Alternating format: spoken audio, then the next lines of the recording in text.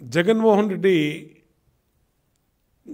గతంలో కూడా వాళ్ళ తండ్రి ముఖ్యమంత్రిగా ఉన్నప్పుడు వ్యవస్థల్ని అధికారుల్ని అడ్డగోలుగా వాడుకొని వాళ్ళని జైళ్లలో మగ్గేలాగా చేసినటువంటి చరిత్ర జగన్మోహన్ రెడ్డిది. అనేక మంది గతంలో వైఎస్ రాజశేఖర రెడ్డి ముఖ్యమంత్రిగా ఉన్నప్పుడు జగన్మోహన్ రెడ్డి చేసినటువంటి అవినీతి పనుల వల్ల ఆనాడు శ్రీలక్ష్మి కానీ, బీపీ ఆచార్య కానీ, రాజగోపాల్ కానీ, ఇంకా అనేక మంది మంత్రులు, ఎమ్మెల్యేలు, అట్లాగే అధికారులు అందరూ కూడా జైలుకి వెళ్ళిపోయినటువంటి విషయాన్ని మనం జగన్మోహన్ రెడ్డి చరిత్ర చూస్తే మనకి కొట్టొచ్చినట్టు కనబడుతుంది. అందుకనే అనేకసార్లు రాష్ట్రంలో గత 5 సంవత్సరాల్లో అధికారులను హెచ్చరించాం. అయ్యా, మీరు జగన్మోహన్ రెడ్డి చెప్పాడనో, లేదంటే సజ్జల రామకృష్ణారెడ్డి చెప్పాడనో, లేదంటే ధనుంజయ రెడ్డి చెప్పాడనో, లేదంటే ఇంకొక రెడ్డి చెప్పాడనో, మీరు గనక చట్ట విరుద్ధంగా ప్రవర్తిస్తే మీరు సస్పెండ్ అయిపోతారు. మీరు సస్పెండ్ అయిపోతే మిమ్మల్ని కాపాడేవాళ్ళు ఉండరు. ఎవరున్నారు ఇప్పుడు? ఈరోజు Palnadu collector Shivashankar, Palnadu SP Bindu Madhav, Anantapuram SP Amit Bardar, Tirupati SP Krishnakanth, Tirupati DSP Surender Reddy, Tirupati special branch in charge inspector K Rajasekhar, అలాగే డిఎస్పీ భాస్కర్ రెడ్డి, అలాగే అలిపిరి ఇన్స్పెక్టరు రామచంద్రారెడ్డి, వీళ్ళందరూ సస్పెండ్ అయ్యారు, ట్రాన్స్ఫర్ అయ్యారు, విధుల నుంచి తప్పించారు. మరి ఏది మీకు పనులు చెప్పి మిమ్మల్ని ఒత్తిడి తీసుకొచ్చి మీతో అడ్డగోలు పనులు చేపించినటువంటి జగన్మోహన్ రెడ్డి ఏమో లండన్లో ఫ్యామిలీతో ఉన్నాడు. సజ్జల రామకృష్ణారెడ్డి హైదరాబాద్ పారిపోయాడు. ధనుంజయ రెడ్డి ఎక్కడ పారిపోయాడు ఎవరికి తెలియదు. మీకు ఒత్తిడి తీసుకొచ్చినటువంటి మాజీ డీజీపీ రాజేంద్రనాథ్ రెడ్డి ఎక్కడ ఉన్నాడో ఎవరికి తెలియదు. మిమ్మల్ని ఒత్తిడి తీసుకొచ్చినటువంటి పెద్దిరెడ్డి రామచంద్రారెడ్డి ఎక్కడున్నాడో ఎవరికి తెలియదు. పిన్నెల్లి రామకృష్ణారెడ్డి సోదరులు పారిపోయారు. చెవిరెడ్డి భాస్కర్ రెడ్డి ఎక్కడ పారిపోయాడు ఎవరికి తెలియదు. కరుణాకర్ రెడ్డి ఎక్కడ పారిపోయాడో తెలియదు. గోపిరెడ్డి శ్రీనివాసరెడ్డి ఎక్కడ పారిపోయాడో ఎవరికి తెలియదు. ఏరి మీ పనులు చెప్పి మీతో అడ్డగోలుగా చట్టాన్ని అతిక్రమించి పనులు చేయించినటువంటి వీళ్ళందరూ ఏమైపోయారు? జగన్మోహన్ రెడ్డి ఏమైపోయాడు? సజ్జల రామకృష్ణారెడ్డి ఏమైపోయాడు? మొత్తం ఈ బ్యాచ్ మొత్తం ఎక్కడికి పారిపోయారు? మేము అనేకసార్లు చెప్పామే, చిలక్కి చెప్పినట్టు చెప్పామే ఈ అధికారులకి. ఇంకా చాలామంది ఉన్నారు. ఒక డిఎస్పీ చైతన్య ఉన్నాడు, అలాగే రిషంత్ రెడ్డి ఉన్నాడు. ఇంకా సస్పెండ్ కావాలి వీళ్ళిద్దరూ. చాలా అరాచకం చేసిన వాళ్ళల్లో రిషంత్ రెడ్డి, అలాగే తాడిపత్రి ఎక్స్ డీజీపీ చైతన్య. నేను అడుగుతా ఉన్నా, పిన్నెల్లి రామకృష్ణారెడ్డి మాటిని సస్పెండ్ అయినటువంటి Gurazala DSP Pallavaraju, Narasaraopet DSP Varma, ఇన్స్పెక్టర్లు Prabhakar Rao, Balinagireddy, SI Ramanjaneyulu, అలాగే కొండారెడ్డి ఏమైపోయారయ్యా వీళ్ళందరూ? మీకు పనులు చెప్పిన వాళ్ళే వాడు పరారులో ఉన్నాడు. పిన్నెల్లి రామకృష్ణారెడ్డి ఎటు పారిపోయాడు ఎవడికి తెలీదు. అనంతపురంలో తాడిపత్రి డిఎస్పీ గంగయ్య, తాడిపత్రి ఇన్స్పెక్టర్ మురళీకృష్ణ, వీళ్ళు సస్పెండ్ అయ్యారు. మేము చెప్పాం, 100 సార్లు చెప్పాను. నేనే అనేక ప్రెస్ మీట్లు పెట్టి చెప్పా, మీరు చట్టాన్ని అతిక్రమించొద్దు. ఇదంతా 4 రోజుల భాగవతమే, తాడేపల్లి భాగవతం. 2024 జూన్ 13 మే 13 తర్వాత వీళ్ళెవరికి భూతత్వం వేసినా దొరకరు అని అంటే పోస్టింగులు ఇప్పించారని, పోస్టింగులు చేపించినందుకు కృతజ్ఞతగా వల్లు పైన తెలియకుండా దుష్యంత్ రెడ్డి, చైతన్య గారి వీళ్ళందరూ చట్టాన్ని చేతుల్లో తీసుకొని ఇంకేదో జగన్మోహన్ రెడ్డి శాశ్వతం అనుకున్నట్టుగా ఈ రాష్ట్రానికి శాశ్వత ముఖ్యమంత్రి, శాశ్వత ప్రభుత్వం వైసీపీ అన్నట్టుగా అధికారులు కళ్ళు పైన తెలియకుండా పనిచేసినందుకు ఈరోజు అనుభవిస్తూ ఉన్నారు. ఈ అనుభవం గుణపాఠం కావాలి మిగిలినటువంటి అధికారులకి. ఇవాళ ఏమైపోయిందండి, పోలీస్ అధికారుల సంఘం మీకు వీళ్ళందరూ సస్పెన్షన్ కనబడతలేదా? వెళ్ళి తాడేపల్లి ఇంటి ముందు పోలీస్ అధికారుల సంఘం కూర్చొని మీ ఆదేశాల వల్ల మా అధికారులు, మా ఐపీఎస్లు, మా డిఎస్పీలు, మా సిఐలు సస్పెండ్ అయ్యారని పోలీస్ అధికారుల సంఘం ఎందుకు నోరు మెదపట్ల? ఎందుకు మెదపట్ల? మీ వాళ్ళని సస్పెండ్ చేస్తే ఎందుకు మీరు నోరెత్తకుండా కూర్చున్నారు? మీకు తెలీదా ఎవరి ఒత్తిడి వల్ల వాళ్ళు పనిచేశారు, ఎవరి ఒత్తిడితో పనిచేశారు, ఎవరి ఒత్తిడి వల్ల వాళ్ళ జీవితాలు నాశనం అయిపోయినాయి అనేది మీకు తెలీదా? నిమ్మకు నీరెత్తినట్టు తేలుకుట్టిన దొంగల్లాగా ఇవాళ ఎవడు మాట్లాడకపోవడానికి కారణం ఏంటని అడుగుతా ఉన్నా పోలీస్ అధికారుల సంఘాన్ని. నేను అందుకనే డిమాండ్ చేస్తా ఉన్నా కొత్త డీజీపీ గారిని. సిట్ నివేదిక ఇచ్చింది, ఏముందా నివేదికలో? సిట్ నివేదికని బహిరంగంగా మీరు ప్రెస్ మీట్ పెట్టి చెప్పండి. ఏదో 1500 మీద కేసులు పెట్టాం, 1000 మంది మీద కేసులు పెట్టాం. ఎవరి మీద పెట్టారు కేసులు? అసలు గొడవ కారకులైనటువంటి పిన్నెల్లి బ్రదర్స్ ఉన్నారా దీంట్లో? ఆ సిట్ రిపోర్ట్లో ఎందుకు అరెస్ట్ చేయట్లా వాళ్ళని? ఎందుకు మీరు పిన్నెల్లి రామకృష్ణారెడ్డి సోదరుల్ని అరెస్టు చేయటం లేదు? డీజీపీ చెప్పాలి.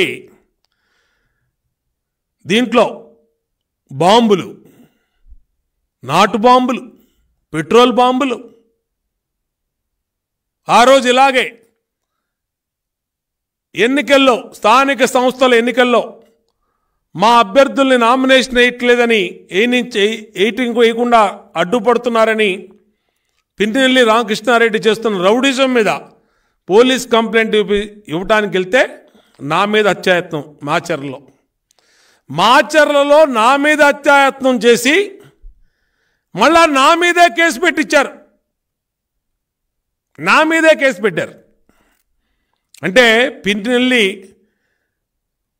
అధికార దుర్వినియోగం ఏ విధంగా జరిగిందో నా కేసులోనే ఉదాహరణ.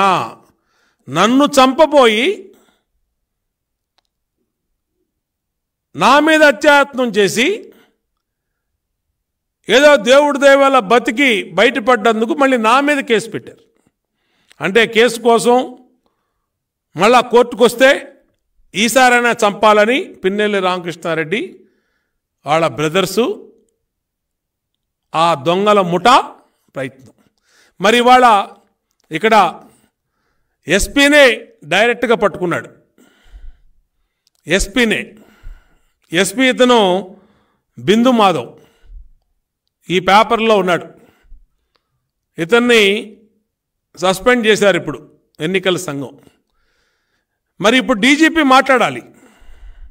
ఎందుకు పిన్నెల్లి బ్రదర్స్ని అరెస్ట్ చేయలేదు నువ్వు? డీజీపీ గారు మీకు కనబడతలేదా? మీ ఎస్పీ పట్టుకున్నటువంటి బాంబులు, పెట్రోల్ బాంబులు, వేట కొడవళ్ళు కనబడతలేదా?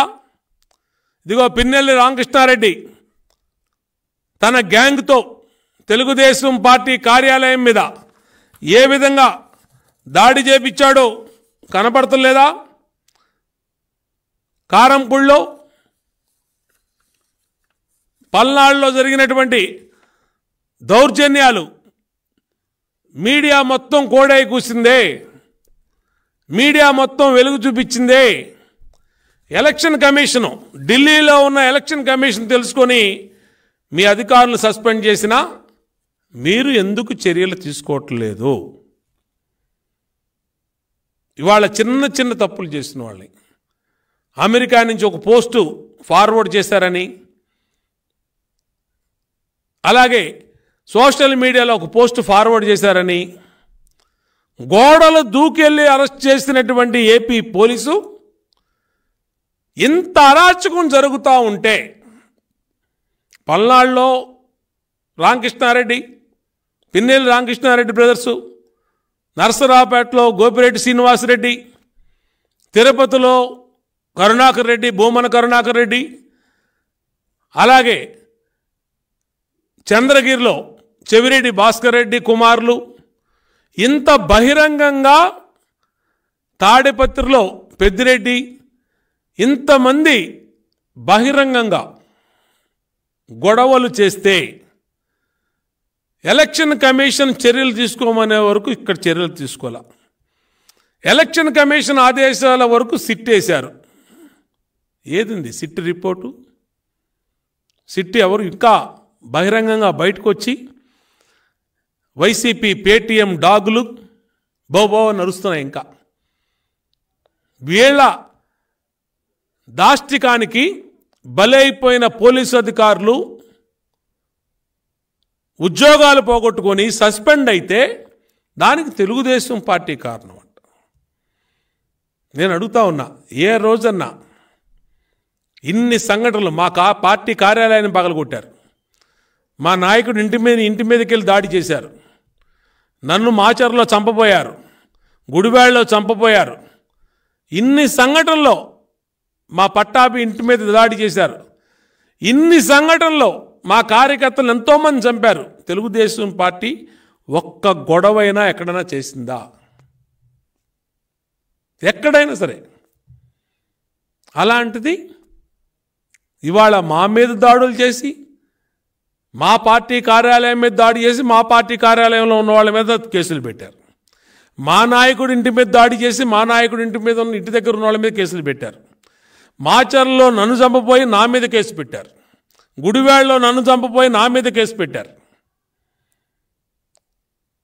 ఇష్టారీతిన పోలీసు వ్యవస్థని నాశనం చేసిన వాడు జగన్ రెడ్డి, దుర్మార్గంగా వాడుకొని వదిలేసిన వాడు జగన్మోహన్ రెడ్డి. ఎన్నికల అనంతరం కూడా వీళ్ళ కక్షలు కార్పణ్యాలు తీరక ఇంకా రాష్ట్రాన్ని రావణ కాష్టం చేస్తున్నారు వైఎస్ఆర్ కాంగ్రెస్ పార్టీ నాయకులు, కొంతమంది అధికారులు, కొంతమంది విచ్చలవిడిగా. నేను అడుగుతా ఉన్నా, సిట్ రిపోర్ట్ ఎందుకు బయట పెడతలేదు? పెద్దిరెడ్డి రామచంద్రారెడ్డిని, కరుణాకర్ రెడ్డిని, సజ్జల రామకృష్ణారెడ్డిని, పిన్నెల్లి సోదరుల్ని, రామకృష్ణారెడ్డి బ్రదర్స్ని, గోపిరెడ్డి శ్రీనివాసరెడ్డిని వెంటనే అరెస్ట్ చేయండి. మొత్తం చట్ట ఉల్లంఘనలకి ఇవాళ సస్పెండ్ చేసిన అధికారుల కాల్ డేటాని మొత్తం హ్యాండ్ ఓవర్ చేసుకోండి.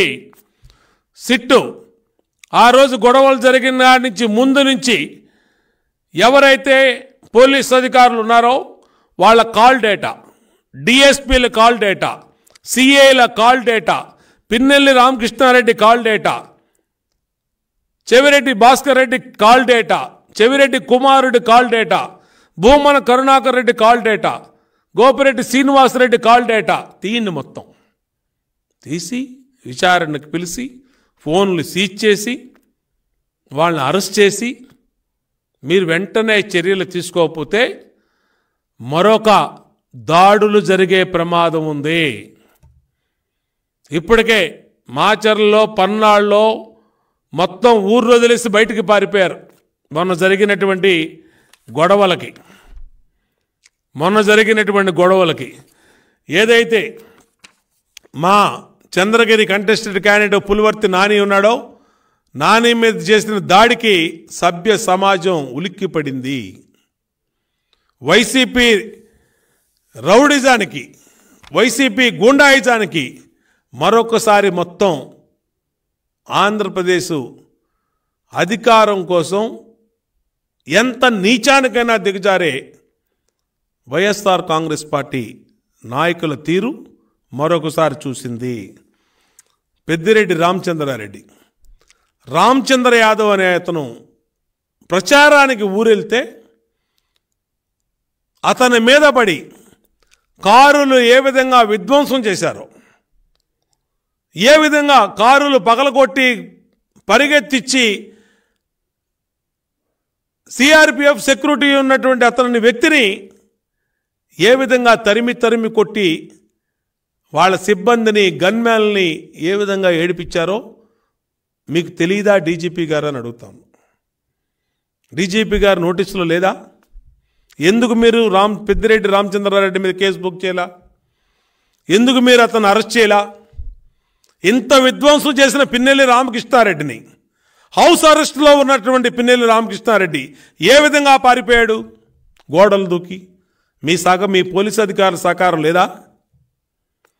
ఏ విధంగా చెవిరెడ్డి భాస్కర్ రెడ్డి కానీ, వాళ్ళ కుమారుడు కానీ, భూమన కరుణాకర్ రెడ్డి కానీ, అతని కొడుకు కానీ చేసిన అరాచకాలని పోలీసు ఇంతవరకు ఎందుకు చర్యలు తీసుకోలేదు?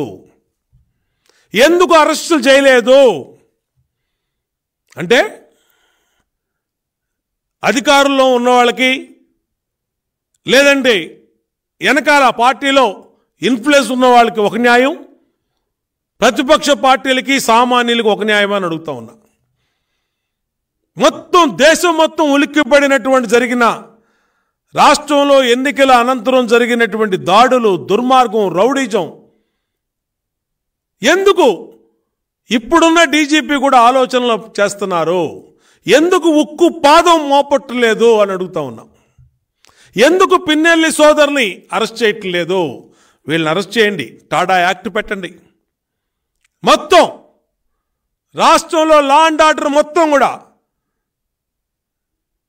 శాంతియుతంగా ప్రజలు స్వేచ్ఛ వాయువులు పీల్చేటట్టుగా ఈ రౌడీ మూకల్ని, పిన్నెల్లి సోదరుల్ని, పిన్నెల్లి రామకృష్ణారెడ్డి వాళ్ళ తమ్ముడిని, చెవిరెడ్డి భాస్కర్ రెడ్డి వాళ్ళ కొడుకుని, పెద్దిరెడ్డి రామచంద్రారెడ్డి బ్యాచ్ని, భూమన కరుణాకర్ రెడ్డి కొడుకుని, గోపిరెడ్డి శ్రీనివాసరెడ్డిని, మొత్తం ఎవడైతే ఊర్ల మీద పడి శాంతి భద్రతలను చేతుల్లో తీసుకొని ఇష్టారీతిన ఊర్ల మీద పడి దాడులు చేశారో వాళ్ళ లిస్ట్ అంతా మీ దగ్గర ఉంది డీజీపీ గారు. వెంటనే మీరు అనుకుంటే నిమిషాల్లో అరెస్ట్ చేసే సమాచారం అంతా మీ దగ్గర ఉంది. సిట్టు నివేదిక ఉంది, సిట్ ఇచ్చిన రిపోర్ట్ ఉంది. ఇంకా మీరు ఈ దుర్మార్గుల్ని ఉపేక్షిస్తే ప్రజల ప్రాణాలు ప్రజల మీద పడి, ఊళ్ళ మీద పడి ప్రజల ప్రాణాలు తీయటానికి కూడా లెక్క పెట్టరు. కాబట్టే పోలీస్ అధికారులు ఆలోచన చేయాలి. తాడేపల్లి ఆదేశాలు పాటించి మీ సర్వీస్ రికార్డ్స్ని ఖరాబు చేసుకున్నటువంటి అధికారులు, ఇప్పుడు చింతిస్తున్నటువంటి అధికారులు, యంగ్ ఐపీఎస్ అధికారులు, ఎందుకు వచ్చింది ఈ కర్మ మీకు? మీ ముందే హెచ్చరించాం మిమ్మల్ని. అదే పిన్నెల్లి రామకృష్ణారెడ్డిని ముందస్తు సమాచారం మీకున్న అరెస్ట్ చేసుంటే ఇవాళ బిందు మాధవ్ సస్పెండ్ అయ్యేవాడా? అక్కడ గొడవలు జరిగి ఉండేవా?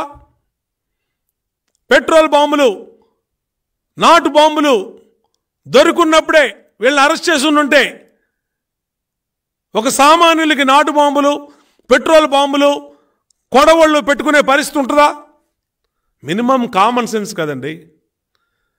అదే చెవిరెడ్డిని వాళ్ళ కొడుకుని అదుపులో పెట్టుకొని ఉండుంటే పులివర్తి నాని మీద అంత గొడవ జరిగి ఉండేదా? అన్ని కార్లు పగిలి ఉండేవా? అంతమంది తలలు పగిలి ఉండేవా?